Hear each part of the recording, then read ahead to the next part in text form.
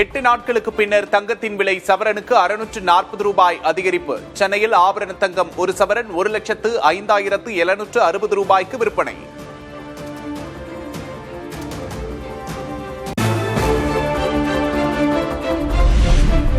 பத்து நாட்களுக்கு பிறகு வெள்ளியின் விலை கிலோவுக்கு 5,000 ரூபாய் உயர்வு. சென்னையில் 1 கிராம் வெள்ளி 235 ரூபாய்க்கு விற்பனை.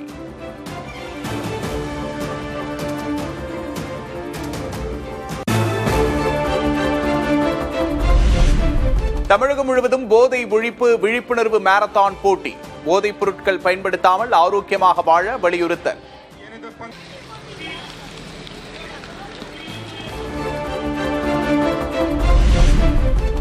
சென்னை காமராஜர் சாலையில் நடைபெற்ற போதைப் பொருட்களுக்கு எதிரான விழிப்புணர்வு மாரத்தான். உறுதிமொழி வாசித்து மாரத்தானை தொடங்கி வைத்த முதல்வர் Vijay.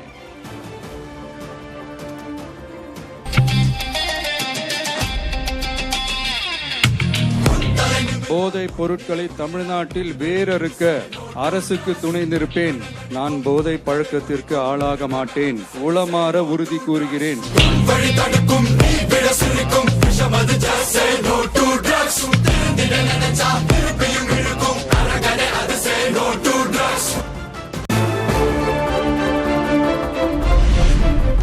Start run stop drugs என பதாகையில் எழுதிய முதல்வர் விஜய். ஸ்போர்ட்ஸை எடு, ட்ரக்ஸை விடு என்ற வாசகங்களையும் எழுதி கையெழுத்து.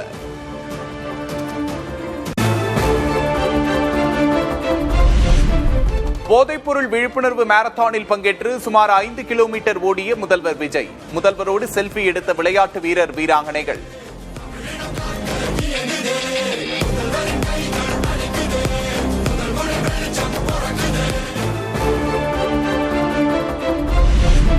போதைப்பொருள் ஒழிப்பு தினத்தையொட்டி வீடியோ வெளியிட்ட முதல்வர் விஜய். தலைமைச் செயலகத்தில் நடந்த நிகழ்ச்சியில் அமைச்சர் ஆதவர்ஜுனா பங்கேற்பு.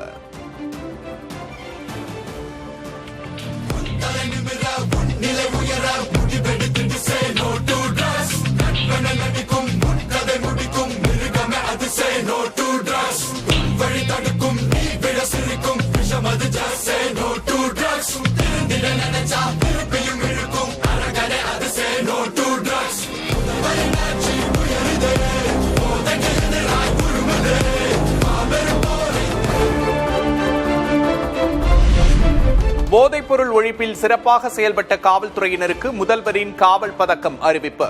தேர்வு செய்யப்பட்ட 15 பேருக்கு சுதந்திர தின விழாவில் பதக்கம் வழங்கி கௌரவிக்கிறார் முதல்வர் விஜய்.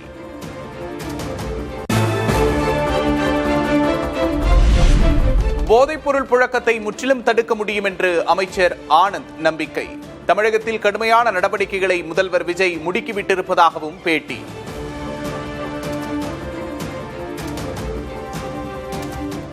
போதைப் பொருள் தடுக்கிறதுக்கு தமிழ்நாடு அரசு நடவடிக்கை எடுத்து வருதுன்னு சொல்றீங்க. நடவடிக்கை முதலமைச்சர் அவர்கள் எடுத்துக்கொண்டிருக்கிறார். அது முழுமையா கட்டுப்படுத்த முடியுமா சார்? என்ன எவ்வளவு? கண்டிப்பாக கட்டுப்படுத்த முடியும். போதைப் பொருள் இல்லாத தமிழகம் உருவாகுமா? கண்டிப்பாக. அது எங்க முதல்வர் அதை கண்டிப்பாக நிறைவேற்றுவார். அரசு விழாவில் தனது பெயரை ஏன் முதலில் போடவில்லை என்று ஆட்சியரிடம் வினவிய அமைச்சர் ஜெகதீஸ்வரி. பேனரில் அமைச்சர் கீர்த்தனாவின் பெயர் முதலில் இடம்பெற்றிருந்த நிலையில் ஆட்சியரிடம் கேள்வி.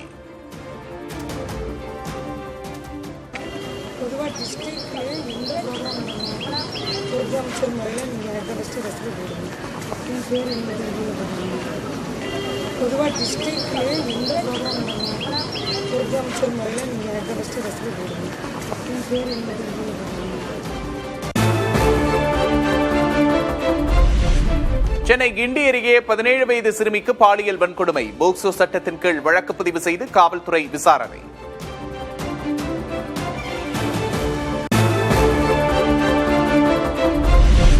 சென்னை மாநகராட்சியில் நடைபாதை அமைக்கும் திட்டத்துக்கான டெண்டர்கள் ரத்து. முறைகேடுகள் புகார்கள் எழுந்துள்ள நிலையில் 284 கோடிக்கான 35 டெண்டர்களை ரத்து செய்தது மாநகராட்சி.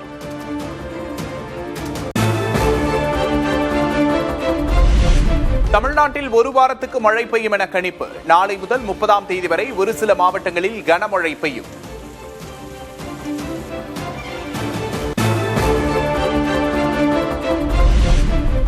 சென்னையில் 2 நாட்களுக்கு மிதமான மழைக்கு வாய்ப்பு. மாலை அல்லது இரவு நேரத்தில் மழை பெய்யக்கூடும் என்று வானிலை ஆய்வு மையம் கணிப்பு.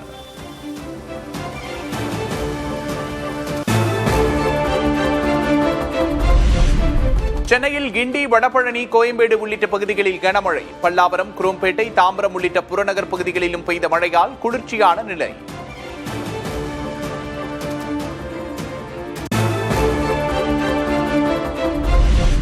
தென் அமெரிக்க நாடான வெனிசுலாவில் அடுத்தடுத்து 2 சக்தி வாய்ந்த நிலநடுக்கங்கள். ஏராளமான கட்டிடங்கள் இடிந்த நிலையில் 235 பேர் உயிரிழப்பு, 1500க்கும் மேற்பட்டோர் காயம்.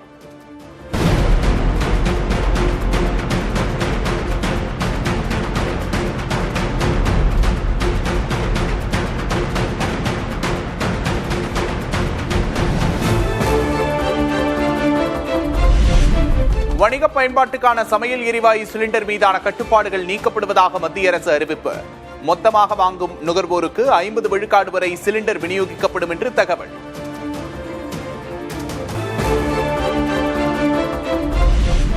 அரக்கோணம் வழித்தடத்தில் நாளை 27 ரயில்கள் ரத்து. சிரமத்தை தவிர்க்க கூடுதல் பேருந்துகளை இயக்க பயணிகள் வலியுறுத்தல்.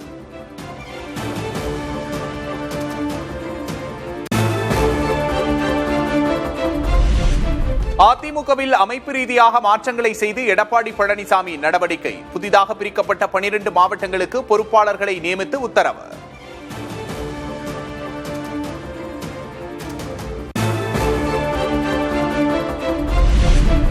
அதிமுகவில் எஸ்பி வேலுமணிக்கு மீண்டும் பதவி வழங்கினார் Edappadi K Palaniswami. Natham Viswanathan, Thangamani, KP Anbazhagan, MR Vijayabaskar உள்ளிட்டோருக்கு மீண்டும் பொறுப்பு.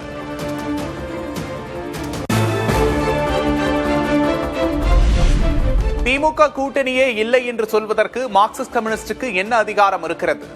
திமுக அணியில் 60 இயக்கங்கள் இருப்பதாக ஆராசா பேச்சு. திமுக கூட்டணியே இல்லை. திமுக கூட்டணி இல்ல, நீங்க இல்லன்னு சொல்றதுக்கு உரிமை இருக்கு. கூட்டணியே இல்லன்னு சொல்றதுக்கு நீங்க என்ன கூட்டணி? உங்களுக்கு என்ன அதிகாரம் இருக்கு? எதுக்கு இந்த அதிக பிரசங்கனம்? எங்க கூட்டணியில என்ன இருக்கு? 60 இயக்கங்கள் இருக்கு.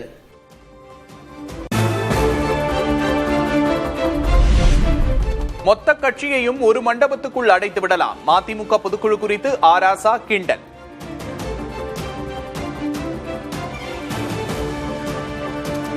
இன்னொரு பொதுக்குழு யாராவது போடுறாராம், நாங்கள் கூட்டணி இருக்கிறோமா இல்லையா என்பதை அப்படியே ஜனத்திரள் சமுதாயத்து பெரிய அப்படியே போனா அப்படியே 1 லட்சம் பேர் கூடுறாங்களாம். மொத்த கட்சியுமே கலைஞர் கோட்டம் கொள்ள இருக்கு. மொத்த கட்சி அவ்வளவுதான் இருக்கும். அவர் சொல்றாரு, நாங்கள் முடிவு செய்ய போகிறோம். என்ன செய்ய போகிறீர்கள்?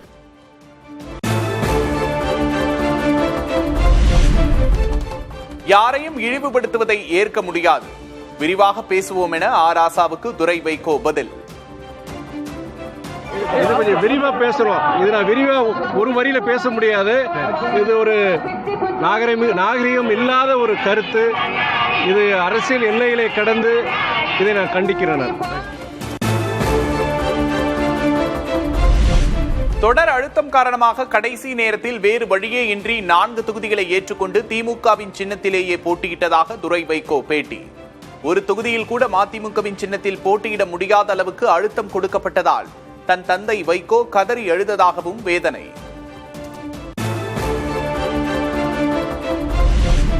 விசிகாவை உடைக்க திமுக தலைவர் மு க ஸ்டாலின் முயற்சிப்பதாக அமைச்சர் ஆதவர்ஜுனா குற்றச்சாட்டு.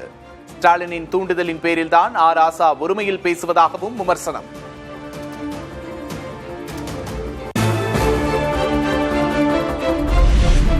அக்கரை பச்சையை நம்பி சென்ற ஆடுகள் இக்கரைக்கு திரும்பி வர காத்திருக்கின்றன. தாவேகா கூட்டணி கட்சிகளின் நிலை குறித்து குட்டி கதை சொன்ன முத்தரசன். ஆற்றுப்படுகைகளில் ஆடு மாடுகள் மேய்ந்து கொண்டிருக்கும். திடீர்னு அந்த பக்கம் கரையை பார்க்கும். இந்த பக்கத்தை விட அந்த பக்கம் கொஞ்சம் பசுமையாக தெரியும். இக்கரைக்கு அக்கறை பச்சை என்று சொல்லுவார்கள். அங்கே போனால் அங்கே நிலைமை இதை விட ரொம்ப மோசமாக இருக்கும். ஆகா வந்துட்டவன், சரி வந்தாச்சு, வந்தோடனே உடனே திரும்பினா அந்த படுகை ஏற்றுக்க என்ன பண்ணுறது, கொஞ்ச நாள் இருந்துட்டு அது போமே அப்படின்ட்டு.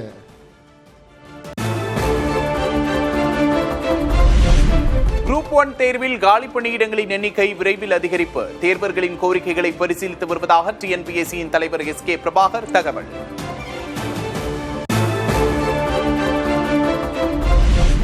திருவள்ளூர் அருகே அமோனியா வாயு கசிவால் பாதிக்கப்பட்ட மேலும் ஒரு பெண் உயிரிழப்பு. உயிரிழந்தோரின் எண்ணிக்கை 13ஆக அதிகரிப்பு.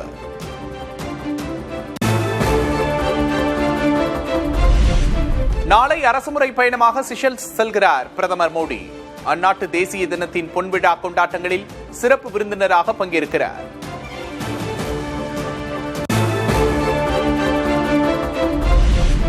டெல்லியில் போராட்டம் நடத்தி வரும் மாணவர்களை பயங்கரவாதிகள் என கூறிய மத்திய அமைச்சர் தர்மேந்திர பிரதான் மன்னிப்பு கேட்க வேண்டும்.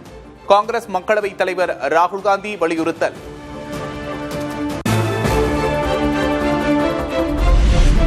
மத்திய அமைச்சர் தர்மேந்திர பிரதான் பதவி விலகவும் நாட்டின் தேர்வு முறையை திருத்தி அமைக்கவும் கோரி போராட்டம்.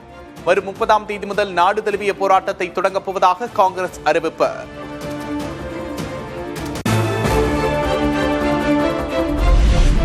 நீட் மறு தேர்வுக்கான விடை குறிப்பு தேசிய தேர்வு முகமை இணையதளத்தில் வெளியீடு.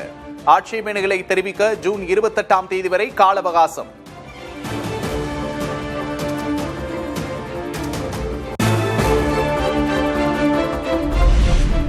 பாஸ்போர்ட் விண்ணப்ப கட்டணங்களை உயர்த்தியது மத்திய அரசு. புதிய பாஸ்போர்ட் மற்றும் மறுபதிப்புக்கான கட்டணம் 2500 ரூபாயாக உயர்வு.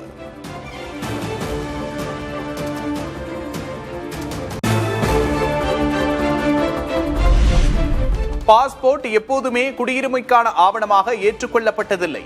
அரசை எதிர்ப்பவர்களுக்கு குடியுரிமையை மறுக்கும் முயற்சி என்ற காங்கிரசின் விமர்சனத்திற்கு மத்திய அரசு பதில்.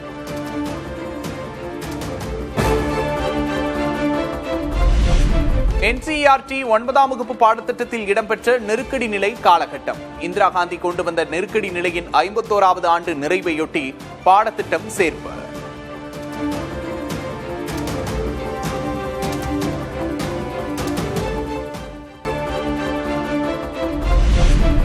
இந்தியாவில் 300 நகரங்களுக்கு விரிவடைகிறது அமேசான் நவ் விரைவு விநியோக சேவை. இந்தியா வந்துள்ள அமேசான் CEO ஆண்டி ஜேசி அறிவிப்பு.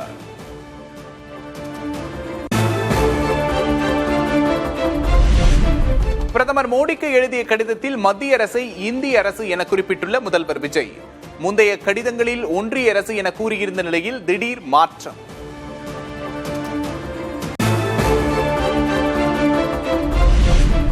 முன்னாள் அமைச்சர் ஏவவேலு தொடர்புடைய 20 இடங்களில் சோதனை. நெடுஞ்சாலைத்துறை சார்ந்த ஆவணங்கள், டிஜிட்டல் ஆதாரங்களும் சிக்கியிருப்பதாக லஞ்ச ஒழிப்புத்துறை அறிக்கை.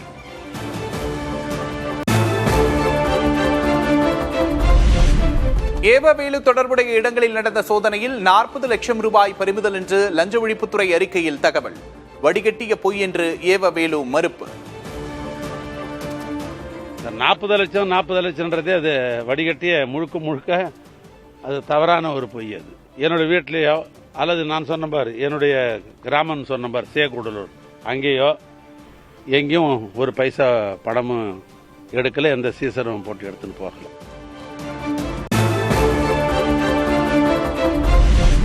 மின்சாரத்துறை வெள்ளை அறிக்கையை வெளியிட்டார் அமைச்சர் நிர்மல்குமார். மின்துறைக்கு 2,47,000 கோடி ரூபாய் கடன் இருப்பதாக வெள்ளை அறிக்கையில் தகவல்.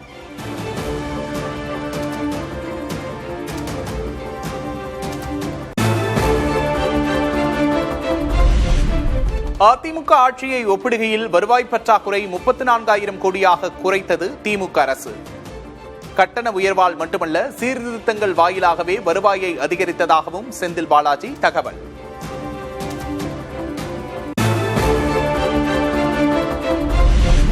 நடப்பாண்டில் உலக ஸ்மார்ட் போன் சந்தையில் 25% பங்குடன் ஆப்பிள் நிறுவனம் கோலோச்சும் என்று கணிப்பு. உதிரி பாகங்களின் விலை உயர்ந்தாலும் ஆப்பிள் போன்களுக்கு பாதிப்பு ஏற்படாது என கவுண்டர் பாயிண்ட் ஆய்வறிக்கையில் தகவல்.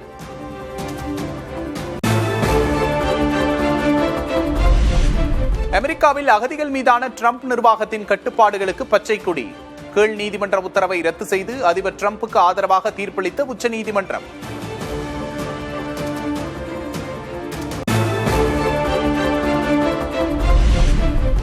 உலகின் முதல் sub-1 நானோமீட்டர் சிப்பை அறிமுகம் செய்தது IBM. 10,000 கோடி டிரான்சிஸ்டர்களுடன் விரல் நகம் அளவில் சிப்பை உருவாக்கி அசத்தல்.